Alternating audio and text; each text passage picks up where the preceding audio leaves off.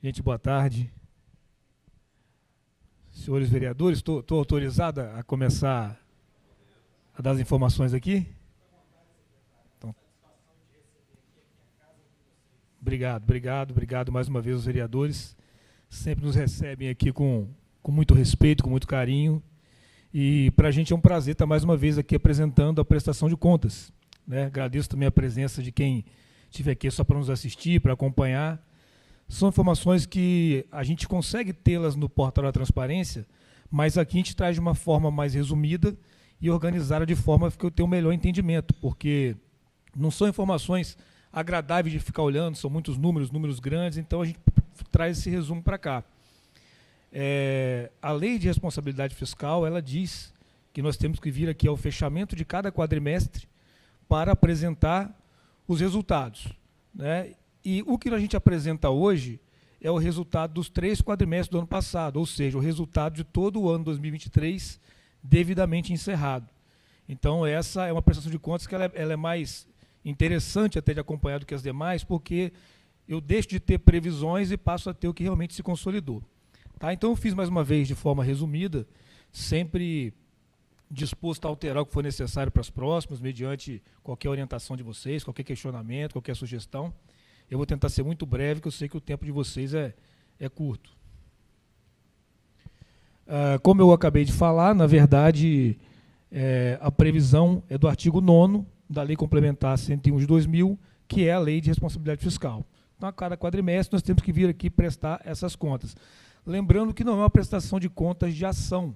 Por exemplo, eu não consigo dar aqui informações a respeito do que foi feito na área da saúde, da assistência, da educação. Eu trago apenas números consolidados, não é uma prestação de contas de ações. A gente começa com as receitas, né? Esse primeiro quadro, ele traz a previsão, que é o que nós colocamos no orçamento, quando elaboramos o orçamento, começamos a elaborar ainda na LDO, lá em fevereiro de 2022, para poder viger em 2023, e na coluna seguinte é como que foi o desempenho, né, em 2023. Então a gente vê ali a receita, exceto intra, ou seja, exceto do IPS, a previsão nossa era de 2.138.601.000, valor aproximado, e o arrecadado foi 2.521.538.000. Um valor 17%, 17,9% superior ao que estava previsto inicialmente no orçamento. O que é muito comum também. A gente faz a previsão do orçamento com a realidade daquele momento, a gente faz uma expectativa de crescimento com base no que a economia vai nos dizendo, mas a gente é sempre muito cauteloso nessa elaboração, porque se a gente errar para menos, né, a gente achar que vai arrecadar mais do que arrecadou, a gente deixa um buraco no orçamento. Se a gente colocar um valor, por exemplo, de 10 milhões numa determinada receita, e arrecadar 12, não tem problema, o 2 é excesso de arrecadação, se acomoda. Agora, se prever 10 e arrecadar só 5, né, esse dinheiro já vai estar disponível no orçamento, pode ser que ele seja executado e crie um problema. Por isso a gente é muito cauteloso na hora de elaborar. As principais receitas ali, eu vou direto nelas, né, a receita tributária, que é do município, o ISS, que é o Imposto sobre Serviço, a previsão é de 260.325 e o arrecadado foi 349.887, 34,4% a mais. No slide seguinte, eu faço uma comparação do que arrecadou em 22 com o que arrecadou em 23. Esse eu só estou comparando o que foi previsto no orçamento e o que se realizou. Então, uma excelente receita de ISS. O IPTU, uma receita de a previsão era 86.375, o arrecadado foi 103.750 e um pouco menor que o ano anterior, mas também não é nenhuma perda que acenda um alerta, eu vou mostrar para vocês a seguir. O ITBI, a gente previu 34.928, porque a gente foi entendendo que talvez teria um movimento de um pouquinho de retração no mercado e não houve, né? Então a arrecadação ficou na casa dos 44.200.000. O imposto de renda retido na fonte, a previsão de 43.548 e o realizado muito maior, 81.898. Imposto de renda retido na fonte, 88% de diferença. Esse eu vou explicar porque a diferença é grande. Após termos elaborado o orçamento, saiu uma decisão de algo que os municípios estavam brigando há muitos anos em Brasília, tentando resumir, é que aquele imposto que é retido na fonte dos produtos e serviços vendidos, ofertados ao município, ou seja, nossos fornecedores, a gente fazia o recolhimento do imposto de renda e recolhia de volta ao governo federal, né? O produto disso todinho passou a ser do município. Então, nós mudamos a forma de trabalhar isso na Prefeitura da Serra, fizemos as normas necessárias para fazer essa retenção, que a gente chama de retenção ampla. Até no início do ano passado, os processos demoraram um pouquinho mais para sair, porque tanto nós como os fornecedores tiveram que aprender a emitir nota nessa nova fórmula, nesse novo mandamento do STF, da Receita Federal, e isso acabou culminando nesse aumento de arrecadação. Recurso que era a gente que movimentava, ou seja, a Prefeitura contratou para fazer um serviço X e o imposto ia para o governo federal. Essa decisão passou a ser nosso, então foi um acréscimo considerável na nossa receita. E as taxas, que são aquelas que a maioria vai junto com o IPTU e tal, a gente previu 39.400.000, ficou na casa de 46.641.000. Eu vou resumir um pouquinho, que eu gosto mais de ir para a comparação, mas se vocês quiserem eu volto, nenhum problema. Eu vou dar só os números macros, né, que são ali, ó, a receita corrente, então, ela ficou 19,68% a mais do que o previsto, é a segunda linha lá, que eu não consigo apontar aqui, e as transferências que ficaram, as receitas negativas, das contribuições, 6% negativo dentro do que estava previsto, nenhum problema, nenhum alerta, e também as transferências da União, que é o que a União manda para os municípios. O FPM ele foi um pouco menor do que a gente esperava, vocês vão ver mais à frente.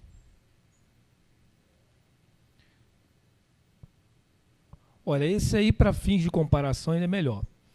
A receita total acumulada no município, no terceiro quadrimestre, em comparação com o mesmo período de 2022, apresentou um crescimento nominal de 25,87%.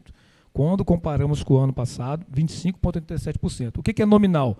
Não estou considerando a inflação. Você sabe que a inflação ela come a receita, igual acontece no nosso dia a dia, né? Aumenta o preço da mercadoria no supermercado, nosso poder de compra diminui.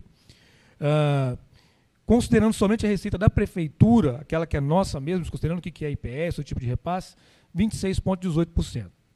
E aí vamos lá no desempenho. As receitas correntes da prefeitura, que é o bruto da arrecadação que vem para a gente utilizar, ela cresceu 16,53%, de 1.919 para 2.236. Então, não é mais aquele crescimento de 25% quando você compara só com a receita corrente.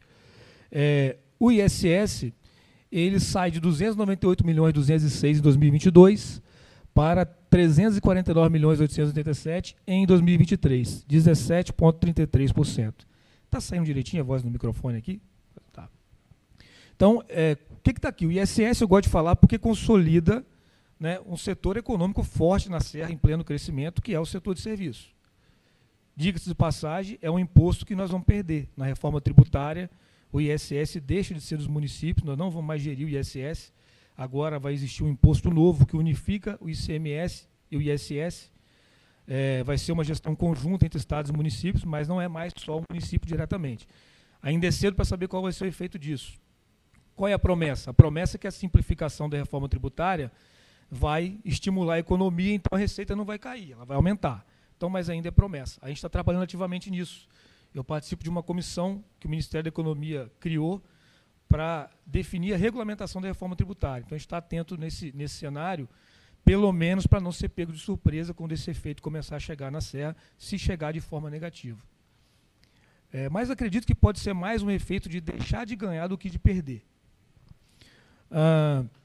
O IPTU ficou um pouquinho menor a arrecadação, como eu disse, 106.083.000 para 103.751, né, 2,20 de diferença, então não chega a ser uma perda que mereça atenção.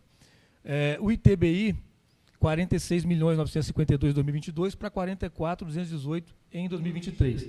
A mesma linha ali, ou seja, o mercado também imobiliário está seguindo a mesma toada na Serra. E o imposto de renda retido na fonte está ali, 50.342.000 em 2022, 81.898 em 2023. Muito fruto dessa mudança de procedimentos que nós fizemos assim que saiu a decisão do STF. Milhares de municípios no país inteiro ainda não colocaram isso em prática, isso é difícil de colocar em prática. Esse procedimento é muito difícil de se fazer ali dentro da contabilidade do financeiro da prefeitura. Mas, felizmente, nós e mais alguns municípios aqui do estado já estamos fazendo. A COSIP, que é uma receita que sempre segue uma mesma linha ali, aquela que eu chamo de reloginho, ela sempre está muito próxima um ano do outro, 56.975 em 2022 para 58.800 em 2023. Bom, essas são as principais, então eu vou pular ali para ir na transferência da União. 260.841 em 22, 284.301 em 2023. O que eu chamo a atenção? A nossa receita, que é a tributária, ISS, IPTU, ITBI, IRF, Imposto de Renda, né? E as taxas. Essa é gerida pela Prefeitura. Nós é que fazemos a gestão dela.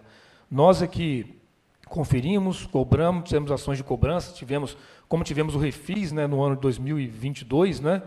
O Refis gera reflexo até para frente, porque a pessoa faz parcelamentos, ela não quer ficar mais devedora, então ela paga o do ano corrente em dia, paga o parcelamento, claro que não todo mundo, mas estimula. Enfim, essa receita nossa, ela cresceu, como eu disse no início, a tributária, 15,07%. Quando você pega da União para nós, cresceu 8,99%. Então, no FPM, que é a grande transferência da União para os municípios, houve perda. E ali, em seguida, a transferência dos estados. 549.669 em 22 para 647.566 em 23, 17,81. Aqui está o ICMS. Eu já mostrei aqui outras vezes, para quem teve a oportunidade de ver, quando nós chegamos aqui em 2021, o índice de participação da Serra no ICMS do Estado, porque como é que é o ICMS? É um bolo, quem tem o maior índice de participação recebe mais do que os outros. Serra estava na casa de 13,63, né, e Vitória com 15,7. Né, nós conseguimos chegar ao ano passado, nós conseguimos ter em 2022, Serra ficou com 15,8, se eu não me engano, Vitória estava na casa dos 13 também. Então, nós colocamos de novo a Serra nessa primeira relação, mais de 23 para 24 já tem uma queda de 1%, porque algumas outras cidades que estavam produzindo menos economicamente passaram a produzir de novo. O exemplo de Anchieta, que tinha perdido a Samarco, voltou a ter Samarco. Aracruz faturou um navio. Então, isso tudo entra no bolo e as cidades dividem, porque o valor é o mesmo, tem que dividir entre elas. Destaco também o Fundeb, que é muito acompanhado, 383.785 em 2022 para 419.965 em 2023, 9,4% aproximados aí de valores de percentual. E operação de crédito, 21.058 em 2022 para 198.467 em 2023. Ou seja, os desembolsos de operação de crédito que não ocorreram em 2021 e 2022 ocorreram em 2023. Então, houve execução daqueles empréstimos que foram assinados, né, formalizados, as obras ou as aquisições relacionadas àquilo começaram a ser entregues, começaram a ser efetivados, então houve esse repasse da operação de crédito. Sim.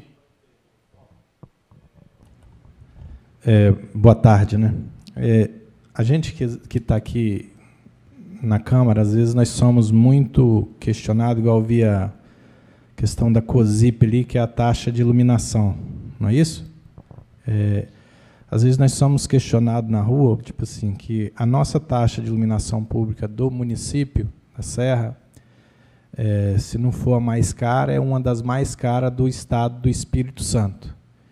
E vejo que, e sei que esse dinheiro também só pode ser investido na iluminação. Com essa, a gente vê que hoje quase 90% do município já está com lâmpadas de LED. E a gente sabe que a lâmpada de LED vai diminuir.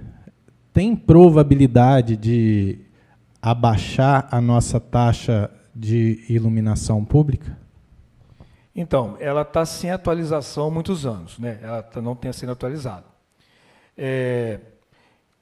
Eu acho que há possibilidade, eu não estou prometendo uma redução, até porque isso tem que ser discutido até internamente. Mas a gente está acompanhando já há muito tempo, por quê? A iluminação de LED que foi colocada, ela não foi feita com o dinheiro exclusivo da iluminação. Nós pegamos recurso próprio e colocamos lá. Isso está tendo efeito na redução da conta de luz que a prefeitura paga. Hoje, pelo que tem para fazer de expansão, o que tem de despesa e o que tem de manutenção, ainda está uma conta muito apertada quando você pega o que arrecada. Mas eu creio que pode ser sim que a tendência de futuro, essa melhor eficiência do LED, né, e demora um pouquinho para reduzir essa conta, né, o lançamento até vir, eu acho que há uma possibilidade de um estudo sim dessa taxa de eliminação. Mas, obviamente, registrando nenhuma promessa, isso não tem números concretos para ver. Mas, em tese, a taxa é para custear o serviço. Se nós conseguimos, como estamos conseguindo, né, baratear o serviço e ter menos despesa com ele, obviamente dá para se pensar essa taxa. Mas também, primeiro, tem que concluir toda e qualquer expansão que tiver necessidade de ser feita. Né? Mas por que esse questionamento que a gente tem feito? Porque, às vezes, aqui a gente às vezes, no município não tem, às vezes, algum questionamento sobre isso que a gente vai fazer. Porque nós também somos questionados muito, aí não vai ser na sua linha, pela questão da EDP, que tudo para eles é difícil, mas na hora de cobrar, se não pagar, eles vão lá, corta a energia do munícipe e tal. E a questão que nós somos questionados aqui também sobre a questão do BT0, que fala que é um desserviço para o nosso município. Então, por isso, essa pergunta, até para nós podermos, lá na frente, que a gente que está na linha de frente, a gente poder questionar, dar a resposta para os munícipes que estão lá na frente, entendeu? Ok. A Câmara aprovou e discutiu muito sobre isso. É uma medida, né, uma lei que nós propusemos, que foi, na verdade, uma provocação do Tribunal de Contas, que a gente está tentando cobrar, obviamente tem algumas discussões ainda, da EDP, porque hoje a gente paga a EDP para recolher a iluminação pública no município. Então, isso vai acabar. Então, já é um custo a menos também, nessa mesma linha de tentar reduzir o custo dessa iluminação.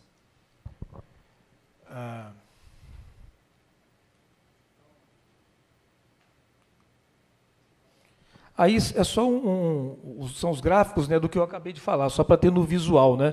O laranja ali é 2023 e o azulzinho é 2022. Então, percebe-se ali a exceção do ITBI e todos os outros um pouquinho melhor. O IPTU também um pouquinho menor, perdão. As transferências federais, essa eu chamo a atenção. Nas transferências da União, a receita do Fundo de Assistência Social e do SUS apresentaram um aumento de 15,42% na assistência social e 13, eu acho, 73, que está cortadinho ali, do SUS. E as demais receitas da União apresentaram variação negativa. O FPM, 6,31, e o ROIT, 23,53. Então, você vê ali, Fundo Nacional de Assistência Social, a gente fala que aumentou 15%. Sabe o que significa esse aumento? Saiu de 2.548 para 6.852. Né? Ter uma ideia de como é que é pequeno o valor que a União manda para os municípios quando se trata de assistência social. Né? Estamos falando ali de 2 milhões no ano passado, 2.500 para 6.800 em 2022 para 6.800 em 2023. Então, um valor muito pequeno realmente. O SUS passou de 80 para 90 milhões, né? E o FPM caiu de 130 para 121. Então, são receitas consideráveis. Né? As consideráveis tiveram retração e as pequenininhas aumentaram um pouco. Estadual ICMS, 100 milhões de aumento. Né? Preciso registrar, porque foi um trabalho muito árduo conseguir recuperar tudo que a Serra estava deixando de arrecadar de ICMS. Era o ICMS aqui da Serra, era nosso, que estava indo para outros municípios, porque se um município trabalha melhor que o outro, ele abocanha. Então, o que estava perdido, nós estamos recuperando. Agora, nós estamos numa linha que não tem muito mais do que estava perdido para recuperar. Agora é movimentação econômica. Agora, à medida que a movimentação econômica da Serra for crescendo, se as outras não crescerem, a gente continua crescendo, então a gente vai regredir um pouquinho, mas também não acredito em grandes quedas, nem também em grandes crescimentos.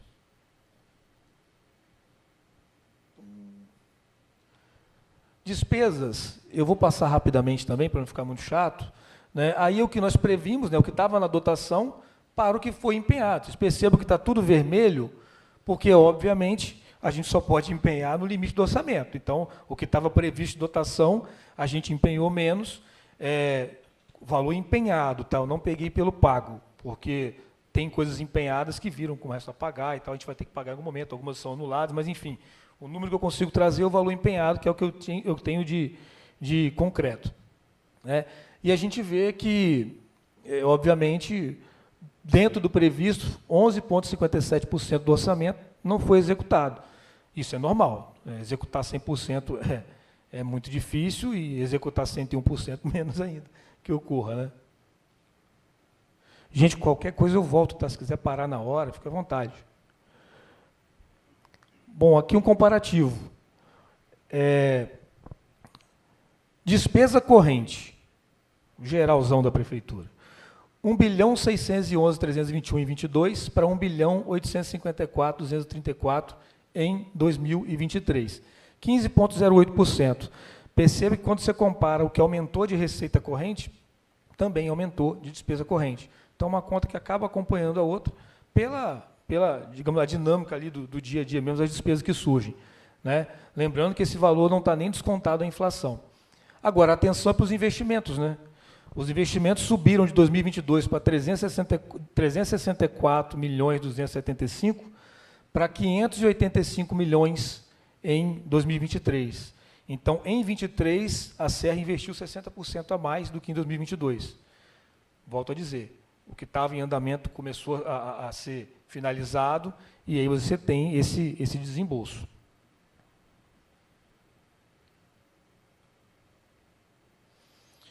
O resultado primário nominal é um dado que mostra todos esses números do município e os consolida, né?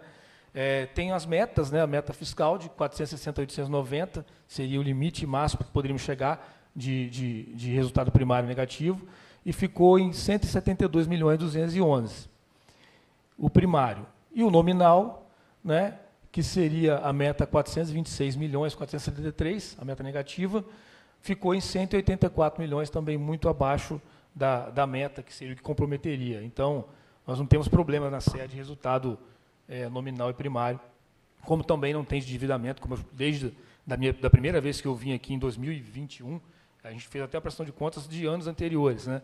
Mas essa linha, felizmente, de endividamento para a Serra, ela é tranquila. Esse chama atenção. Essa é a aplicação mínima, né? Todos devem saber que a gente é obrigado a aplicar 25% da receita resultante dos impostos na educação e 15% na saúde. Em 23, a Serra aplicou 27,86% na educação e 20... Opa, peraí.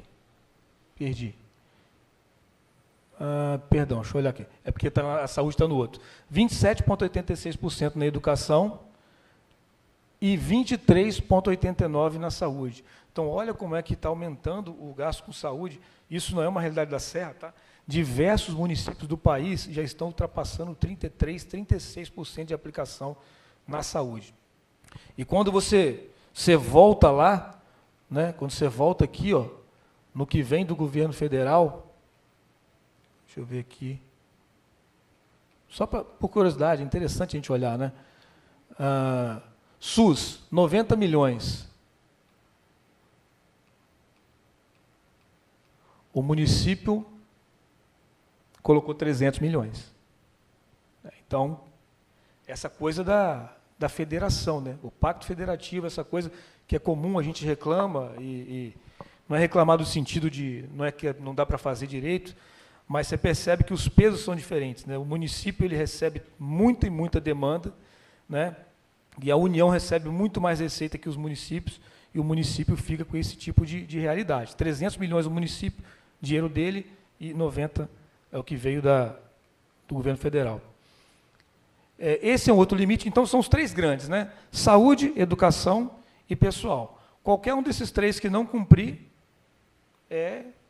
descumpre a LRF, é crime de responsabilidade. O nosso de pessoal, cujo limite máximo é 54%, está em 43,6%, lembrando que esse é o dado de dezembro de 2023. A dívida fundada, quando eu falo de endividamento, né, o limite de endividamento da Serra seria de 2.543 aproximados.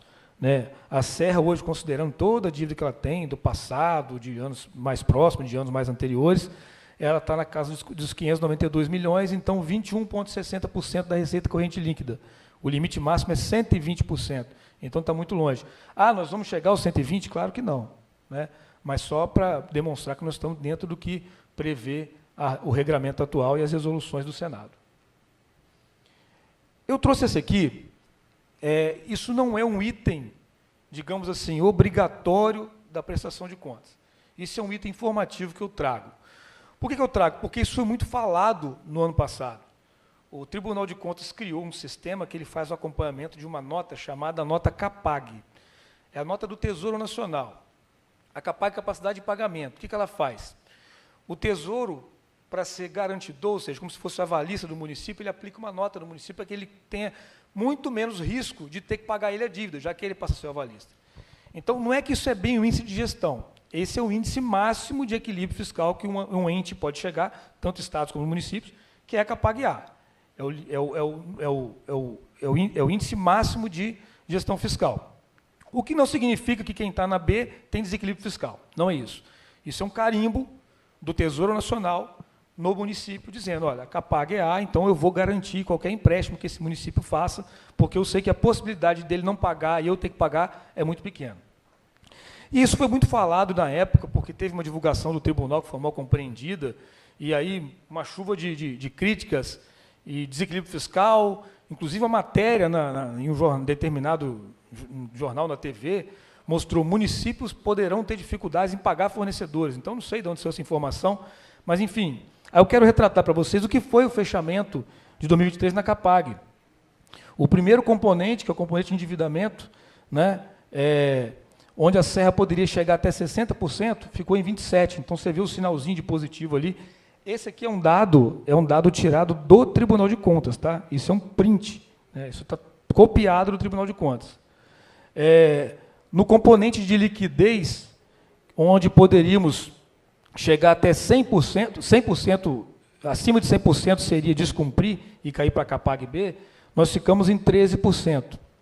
E aí são 3 universos. O endividamento, que eu mostrei, o liquidez e o poupança corrente. Esse é o que pega os municípios, que está cada vez apertando mais. Por que eu vou perder um tempinho para explicar? Porque isso foi muito falado realmente. Né? Inclusive, eu tive que dar algumas entrevistas explicando o que era isso. O presidente do Tribunal de Contas foi dar uma entrevista. O índice de poupança corrente, eu vou tentar resumir. Se você recebe 1 bilhão de receita corrente, você só pode gastar até 850 mil em despesa corrente. O que é despesa corrente? É quase tudo. É limpeza pública, é o médico, é o professor, é o material de escola, tudo isso é despesa corrente. Só não é despesa corrente compra de computador, compra de veículo, ou seja, o que é investimento. Então, você tem que fazer essa poupança corrente que eles falam, que é guardar 15% para isso. Né? E a Serra fechou a CAPAG em 23 com 83%. Até 85% ainda é CAPAG-A. A Serra ficou em 83%. Aí você fala assim, nossa, mas ficou pertinho? Pertinho nada. De 83 para 85 são milhões. E se pegar isso a nível de país, então, é muito difícil hoje ficar na nota A, porque isso mudou. E eu vou explicar por quê. Eu trouxe esse histórico. Até 2021, para ficar na nota A, você podia chegar até o gasto de 90% com despesa corrente, até 2021.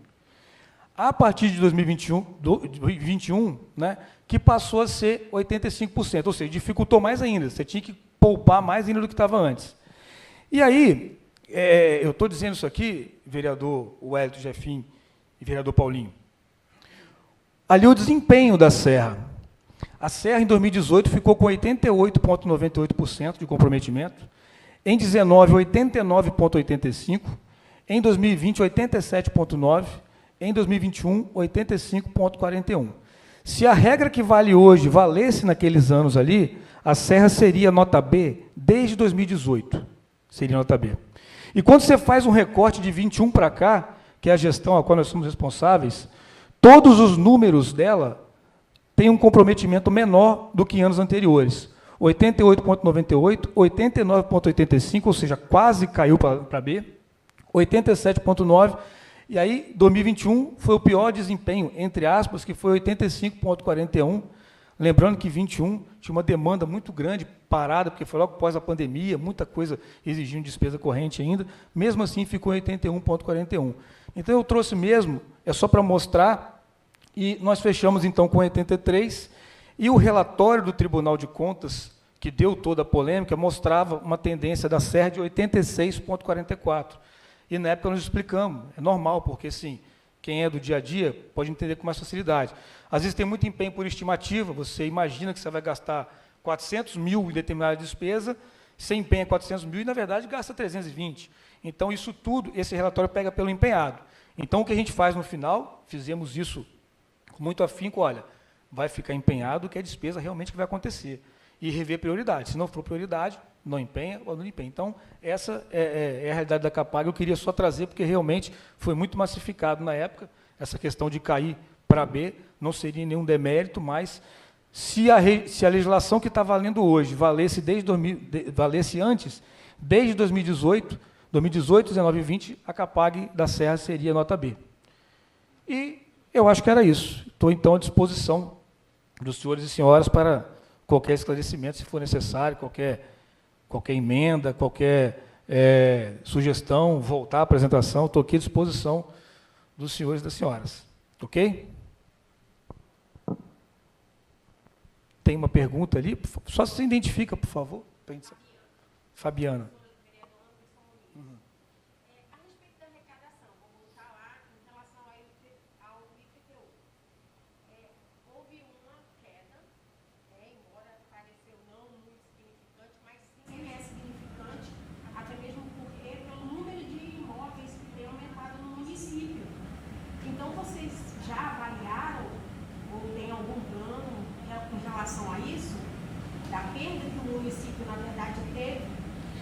Essa perda, ela teve uma perda dentro da... Deixa eu mostrar aqui, ó, melhor. Quando você compara um arrecadado com outro. Só que quando nós estimamos a receita para o ano, nós já consideramos o comportamento de queda, maior do que esse, inclusive, que você pega pelo histórico. Então, sempre tem uma queda, que é uma queda assim, porque é sazonal mesmo, não vai bater certinho o IPTU. Né? Então, a gente acompanha o seguinte, por segmentos. Por exemplo, um segmento que historicamente paga sempre em dia, teve uma queda ali. Então, acende o ponto de atenção. Por quê? Aí olha e aí dá uma reforçada na cobrança de alguns segmentos. Então, é assim que a gente faz. Mas é uma sazonalidade, uma coisa própria até dessa característica do IPTU, principalmente da Serra. Né? Um IPTU com uma inadimplência alta, acima de 50%. Né? Então, a gente está fazendo isso, está revendo os cadastros. Né, tem uma revisão de cadastro acontecendo já há alguns anos, né, para antes até de chegar, a pandemia atrasou isso, por exemplo, mas mesmo assim tem que ter muita conferência antes de lançar. Então, na verdade, com o processo digital, a respeito dessa atualização de cadastro, né, está sendo até mais acessível, só que sim, algumas pessoas ainda não têm essa acessibilidade, e quando elas são auxiliada de alguma forma, aí vem uma série de burocracia, que, assim, a meu ver, não impede muito. Ou seja, é um munícipe que ele não consegue fazer uma transferência de titularidade, uma atualização. E nisso ali, até a prescrição de débito a cada ano antecessor a 5 anos, né? Então, o município acaba perdendo com isso, acaba deixando de arrecadar. E nisso a pessoa só vai postergando porque ela teve dificuldade de fazer uma transferência de titularidade. Nessa linha da transferência, nós fizemos algumas ações já. Né? Até foi surpreendente, nós tivemos quase 800 processos de revisão de cadastro que estavam parados na Fazenda em 2021, sem resposta. Então, assim, e é exatamente o que a senhora colocou. Aí o que acontece muito? A pessoa entra pedindo a revisão do lançamento por algum motivo, às vezes mudança de titularidade, às vezes revisão. O município não responde, então ela já não paga aquele ano, está suspenso. O ano que vem, ela entra de novo, e ela entra de novo. Então, nós conseguimos dar vazão nisso, praticamente zeramos, está dentro do aceitável agora, e o processo digital foi a grande ajuda realmente. Na titularidade, nós criamos algumas soluções, porque não tem para todos. Por exemplo, aquele imóvel que está constituído sobre uma área que tem registro em cartório, eu tenho muita dificuldade de mudar a titularidade dele, porque só se mudar no registro. Aí criamos alguns procedimentos, né, de colocar o responsável e o do registro, e criamos também uma declaração, que é onde você pega uma declaração dos seus confrontantes, que você está ocupando aquela área, e eu te dou o IPTU pela posse, eu não estou te dando propriedade, mas a posse está ali. Né? E uma outra ação que fizemos, uma para testar, E foi interessante, eu não vou lembrar onde mais, perdão, eu não lembro se foi na região de Carapebus. A ida itinerante para tratar só de cadastro. Algum evento acontecendo, de alguma escola, alguma associação comunitária, e a gente ir para lá para o pessoal levar os carnezinhos e tirar as dúvidas. Eu falei dessa parte de burocracia, porque eu me esbarrei com uma situação em São Patrício, que o pessoal queria fazer carteiras de titularidade. A documentação dela está perfeita com o proprietário que está na inscrição imobiliária, tudo bonitinho, mas o questionamento foi se eu, com o meu cadastro, eu tinha uma procuração para poder fazer essa solicitação, entendeu? Aí, ou seja, não seria para mim, era uma terceira pessoa, porém está tudo no nome dela, bonitinho, está tudo certinho. Mas só dificuldade porque o processo digital foi meu. E ela tem essa dificuldade, ela não tem essa acessibilidade. Mas aí não é uma questão de burocracia, não, é uma questão de lei. Né? Sim. A gente tem uma coisa que é o sigilo fiscal. Tudo que envolve a fazenda é o sigilo fiscal. Então, eu não posso requerer, em nome da senhora, nada na prefeitura que tenha relação com suas propriedades, com seus bens, com seu imposto. Então, eu não posso. A não ser realmente que tenha uma procuração. Se a senhora me der uma procuração, eu posso abrir um processo em seu nome, senão realmente não posso. Só que lá é específico, que é só o meu cadastro, porém os dados, todas as informações é dela. Exatamente isso. Aconteceu de outras pessoas ter sido ok, ou seja, de repente... Aí é difícil falar do caso concreto. A lógica é, o que aconteceu com a senhora é o correto. Sim. Okay? É o correto. Sim. Algum munícipe, por exemplo, pode dizer assim, olha, eu nunca pedi para você alterar meu cadastro. Até mesmo dela poder comparecer, porque ela não tem essa acessibilidade, entendeu? Ela tem dificuldade e não tem alguém que ela possa dizer diretamente. O caso específico, né, não é generalizado, então não dá para dizer. São milhares de habitantes, vai acontecer isso uma ou duas vezes. Agora também tem os canais, né, de ouvidoria, né, os canais que abrem as reclamações, e a gente trata todas elas na Secretaria da Fazenda. Inclusive, toda reclamação referente à Secretaria da Fazenda, ela passa pelo meu gabinete. Né? Então, a resposta passa pela gente. Então, a gente vai melhorando. Não dá para ser perfeito, mas, assim, eu acho que o erro é permanecer no erro. Né? Henrique. Ok? Eu ia passar lá, parei antes para dar atenção aqui à conversa. Espera um pouquinho. Aqui, ó. 2023, que aumentou a quantidade de imóveis, aqui, a arrecadação diminuiu. Não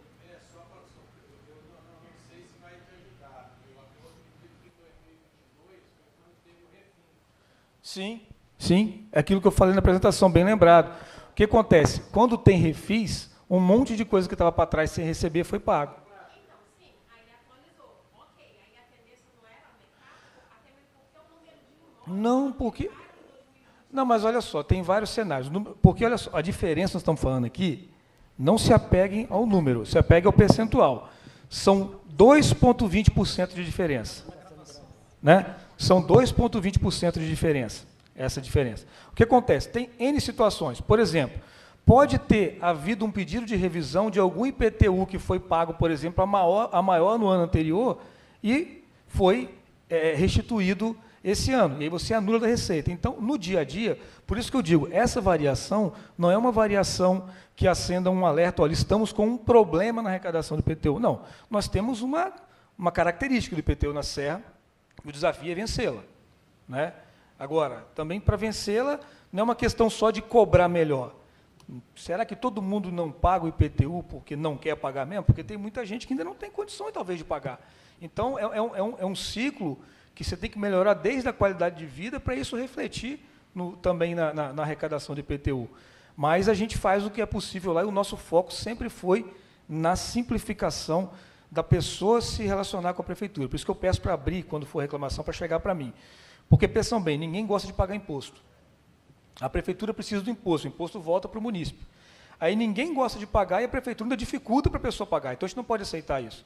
Nós entramos em 2021, vereador Jefinho, nós pegamos, ainda não era digital, nós pegamos nove formulários do IPTU, 9, transformamos em um. Era um para cada coisa, um para revisão, um para mudança de titularidade, um para reclamação, não sei o quê, 9. Sabe como que a gente mudou 9 para 1? nós colocamos a opção da pessoa marcar X em cada quadrinho que ele queria. Se você quisesse 2 coisas diferentes, você tinha que entrar um formulário para verbação. Então, isso a gente foi simplificando. Isso dá para a gente fazer, né? E a mudança do cadastro está sendo constante. Isso aí, à medida que vai revisando, a gente vai jogando para dentro da base, mas tem um caminho muito grande a trilhar ainda. É um desafio, não só da Serra, como de qualquer gestão. Tranquilo? Olha, mais uma vez agradeço a todos vocês, estou à disposição. Dúvidas adicionais que tiverem, vereador Jefinho, pode falar com a gente lá, manda e-mail, manda ofício, manda liga, que a gente está à disposição até para repassar algo mais se precisar de uma complementação. Tá bom? Obrigado.